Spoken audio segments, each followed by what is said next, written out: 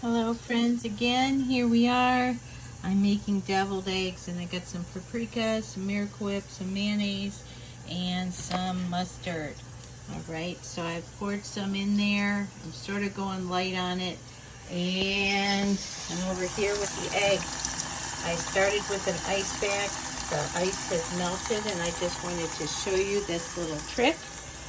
Alright, let me try to do this. I got a spoon, as you can see. Whoops.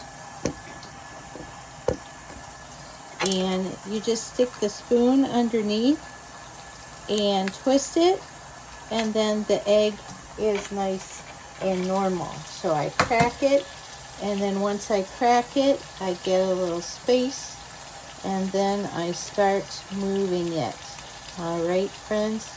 I don't know if you can see this, but I am making deviled eggs. And here we go. And you just spin it around the top, and then I'm going to go ahead and spin it around the bottom. Thank you.